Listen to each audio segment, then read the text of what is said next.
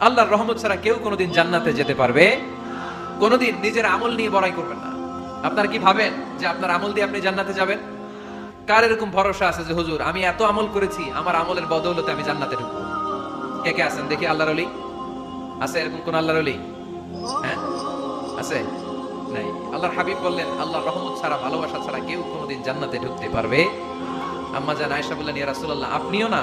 আল্লাহর হাবিব বললেন না আমিও না, তবে আল্লাহর রহমত আর দয়া সেদিন আমাকে ঘিরে রাখবে। মান নুকিশা উযিবা, যার হিসাব আল্লাহ সেদিন চাইবেন সে ধরা খেয়ে যাবে।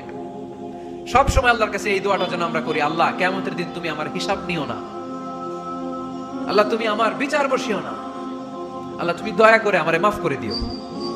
আল্লাহ যার বিচার করবেন ও জাহান্নামে যাবে, আর যার বিচার করবেন না সে জান্নাতে যাবে। আল্লাহ যদি বিচার করে আর পাই টু পাই হিসাব নেয়, নামাজ পড়লি না কেন, রোজা রাখলি না কেন, মিথ্যা বললি কেন, খাদ্যে ভেজাল দিলি কেন, মাছে ফরমালিন দিলি কেন, যৌতুক খাইলি কেন, ঘুষ খাইলি কেন, উল্টাপাল্টা করলি কেন, জিনা করলি কেন, একটার পর একটা প্রশ্ন বানে যদি সেই ভয়ঙ্কর দিনে আল্লাহ আমাদেরকে জর্জরিত করে, আমাদের কোনো উত্তর আছে? সেদিন আমাদের বাঁচার কোনো উপায় আছে? তাই আমরা সবাই আল্লাহর কাছে দোয়া করবো, আল্লাহ কোনো বিচার টিচার মানি না, কোনো বিচার করতে পারবো না, দয়া করবা। কথা কয় না? কি করবে? এবার আওয়াজ করে বলেন, বিচার চান না দয়া চান? রোজ হাসরে আল্লাহ আমার করোনা বিচার, আল্লাহ করোনা বিচার, বলেন আমিন। রোজ হাসরে আল্লাহ আমার করোনা বিচার, আল্লাহ করোনা বিচার, বিচার চাহি না তব দয়া চাহে এ গুনাহগার, আল্লাহ করোনা বিচার, পড়েন আমিন। তিনি যদি দয়া করেন তবেই আমরা জান্নাতে যেতে পারবো, ঠিক কিনা? এজন্য আল্লাহর প্রশংসা করতে হবে বেশি বেশি নাকি কম কম? কম কম না বেশি বেশি? ফাবিআইয়ি আলাই রাব্বিকুমা তুকাযিবান, আমার কোন নিয়ামতকে তোরা অস্বীকার করবি বল। O mankind and jinnkind, which of my mercy and blessings you want to deny? আমার কোন নিয়ামতকে অস্বীকার করবি? অস্বীকার করার সুযোগ আছে? নাই। কোন নিয়ামতকে অস্বীকার করবেন বলেন? আল্লাহর কোন নিয়ামতকে অস্বীকার করার কোন সুযোগ আছে? ওয়া ইন তাউদ্দু নি'মাতাল্লাহি লা তুহসুহা ইন্নাল ইনসানা লাযালুমুন কাফার, যদি আমার নিয়ামতগুলো গুনতে শুরু করে দাও, গুনতে গুনতে তোমার জীবন শেষ হয়ে যাবে, হায়াত ফুরিয়ে যাবে। আমি আল্লাহর নিয়ামত গুনে কঠিন কালেও তোমরা শেষ করতে পারবে? সাগরের জল যদি কালি হয়ে যায়, গাছের পাতা যদি খাতা হয়ে যায়, সাগরের জল নামক কালি দিয়ে গাছের পাতা নামক খাতার উপরে যদি আল্লাহর প্রশংসা লিখতে শুরু করে দেন, আল্লাহ বলে গাছের পাতাও ফুরিয়ে যাবে, সাগরের জলও ফুরিয়ে যাবে, কিন্তু আমার প্রশংসা করে তোমরা শেষ করতে পারবে না। আমার দয়ার কোনো শেষ নাই, আমার মায়ার কোনো শেষ নাই, আমার দয়া ভালোবাসা ছাড়া এই পৃথিবীতে কোনো কিছু হওয়া সম্ভব? ওয়াসিআত রাহমাতি কুল্লা শাই, সব জায়গায় আমার আল্লাহর রহমত আছে না নাই? আল্লাহর রহমত ছাড়া এক ফোঁটা বৃষ্টি আকাশ থেকে জমিনে ঝরে, আল্লাহর রহমত ছাড়া একটা গাছের পাতা মাটিতে পড়ে, আল্লাহর রহমত ছাড়া একটা শ্বাস আমরা ভেতরে ঢুকাতে পারি, আল্লাহর রহমত ছাড়া পৃথিবীতে কিচ্ছু সম্ভব না। চিল্লায় বলেন ঠিক কি না? আমার আল্লাহর দয়া ভালোবাসা যে কত বেশি আমরা জানি না, আমরা জানি না। আরশের বুকে আল্লাহ বিশাল সাইনবোর্ডে লিখে রেখেছেন সাবাকাত রাহমাতি গাদাবি, সাবাকাত রাহমাতি গাদাবি, এর মানে হচ্ছে আমার রাগের উপরে আমার দয়া বিজয় লাভ করেছে। সাবাকাত রাহমাতি গাদাবি, আমার রাগও আছে, আল্লাহর রাগ আছে না? আমার দয়াও আছে, আল্লাহর দয়া আছে না? আল্লাহ বললেন আমার রাগও আছে আবার আমার দয়াও আছে, তবে জেনে রেখো আমার রাগের চেয়ে দয়া বেশি। আল্লাহর কোনটা বেশি? দয়া বেশি। আমাদের পাপ অন্যায় যত বড় হোক, মনে রাখবেন আল্লাহর দয়া তার চাইতেও বড়। নাকি ছোট? আপনি যত বড় পাপ করেন না কেন, আমাদের জন্য আল্লাহর পক্ষ থেকে দয়া আছে না নাই?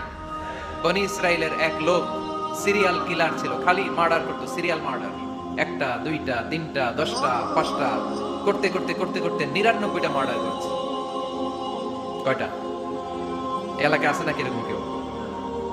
99টা মার্ডার, কল্পনা করা যায়? 99 জন মানুষকে সে নিজ হাতে হত্যা করেছে। 99 মার্ডার করার পরে তার মনে ভয় আসলো, হায়রে না জানি আল্লাহ আমার সাথে কেমন আচরণ করে আখিরাতে, আমার তওবা আছে কিনা কপালে জানি না, আমার তো ক্ষমা নাই, কি করব আমি? তো সে লোকজনদেরকে জিজ্ঞেস করলো আমার ক্ষমা আছে কিনা, এটা কে বলতে পারবে, আমাকে আল্লাহ মাফ করবে কিনা? তারা সবাই বললো এই এলাকায় এক আল্লাহর ওলি আছে, তার কাছে যাও। সে আল্লাহর ওলির কাছে যেয়ে বলে, ও আল্লাহর ওলি, আমি 99টা হত্যা করেছি, 99টা মার্ডার, আমার কপালে ক্ষমা আছে কিনা তুমি একটু বলো। আল্লাহর ওলি কই কি বললা? 99টা মার্ডার।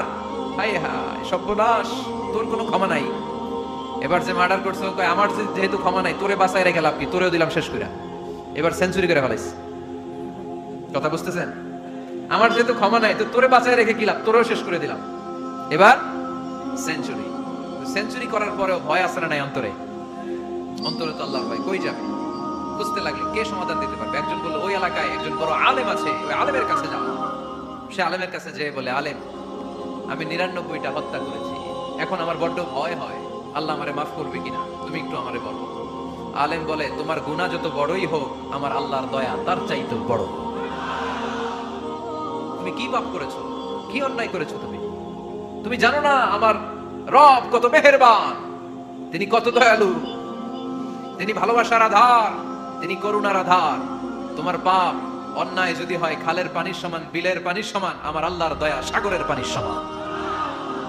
তোমার পাপ আর অন্যায় যদি হয় পাহাড়ের সমান, আমার আল্লাহর ভালোবাসার দয়া হচ্ছে আকাশের সমান। তুমি যদি তওবার মতো তওবা করতে পারো, ক্ষমার মতো ক্ষমা চাইতে পারো, চোখের পানি ছেড়ে, চোখের পানির বড় দাম, চোখের পানির মধ্যে বিশাল কারিশমা, এটা আল্লাহ খুব পছন্দ করে। 2 ফোঁটা পানি আল্লাহ পছন্দ করে। 1 জিহাদের ময়দানে শহীদের গা বেয়ে ঝরে পড়া রক্তের ফোঁটা, 2 হচ্ছে অনুতপ্ত বান্দার চোখের পানির ফোঁটা। বান্দা যখন অনুতপ্ত হয়ে চোখের পানি ছেড়ে কাঁদে, তার চোখের পানি চোখ বেয়ে নাকের ডগা বেয়ে মাটিতে পড়ার আগেই ওই অনুতপ্ত বান্দার সব গুনাহ আল্লাহ মাফ করে দেয়। সে জিজ্ঞেস করলো আমার ক্ষমা আছে কিনা? আলেম বলে আছে, ক্ষমা আছে। তওবার মতো তওবা করো, তাওবাতান নাসুহা, তওবার মতো তওবা করলে আল্লাহ ঠিকই মাফ করবে। সে এতটাই অনুতপ্ত হলো, এতটাই, সে আল্লাহর কাছে ক্ষমা চাইতে শুরু করলো।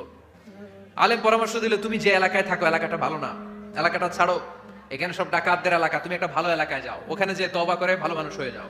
সে নিয়ত করে কাপড় চোপড় গুছিয়ে ভালো এলাকায় যাবে। ঘর থেকে বেরোয়ার সাথে সাথেই মালাকুল মাউত চলে আসছে, তার রুহু কবজ করে ফেলছে। এখন রুহুকে নিয়ে যাবে। ফাজাত মালাইকাতুর রাহমা ওয়া মালাইকাতুল আযাব, রহমতের ফেরেশতারাও আসছে, আযাবের ফেরেশতারাও আসছে। এ বলে আমরা নিব, এ বলে আমরা নিব। ঝগড়া আছে না নাই? আল্লাহ বললেন রাখো রাখো, ঝগড়ার দরকার নাই। এক কাজ করো, যেখানে মারা গিয়েছে ওইখান থেকে ফিতা দিয়ে মাপতে শুরু করো। ভালো এলাকাটা যদি কাছে হয় জান্নাতের ফেরেশতারা নেবে, খারাপ এলাকা যদি কাছে হয় জাহান্নামের ফেরেশতারা নেবে। খারাপ এলাকা তো একেবারেই কাছে, ঘর থেকে বের হওয়ার সাথে সাথে মৃত্যু হয়েছে। আর ভালো এলাকা তো অনেক দূর। আল্লাহ জামিনটারে আদেশ দিলেন, জামিন এই অনুতপ্ত বান্দার জন্য তুই ভালো এলাকাটা কাছে চলে আয়। ভালো এলাকাটার জামিনটা তুই সংকুচিত হয়ে যা, যদিও ঘর থেকে বের হয়েছে একেবারে কাছে, খারাপ এলাকাটা হাজার হাজার মাইল দূরে চলে যা।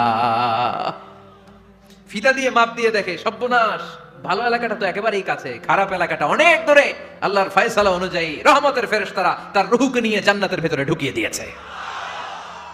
99টা হত্যা করার পরে আরো একটা হত্যা করে সেঞ্চুরি, 100টা খুন করছে। আপনি কয়টা করছেন? আমি কয়টা করছি? তো 100টা খুন করে যদি ও মাফ পেতে পারে আমার আল্লাহর কাছ থেকে, আমরা কি ক্ষমা পেতে পারি না? ওর পাপের কাছে আমাদের পাপ কি? কয় ওয়াক্ত নামাজ ছাড়ছেন আপনি? কয়টা মিথ্যা কথা বলছেন? কতবার ঘুষ খাইছেন? কত টাকা সুদে লাগাইছেন? কত অন্যায় করছেন? কত জুলুম করেছেন? মনে রাখবেন, আপনার পাপ, আপনার অন্যায়, আপনার জুলুম যত বড় হোক না কেন, আমার আল্লাহর দয়া তার চাইতেও বড়।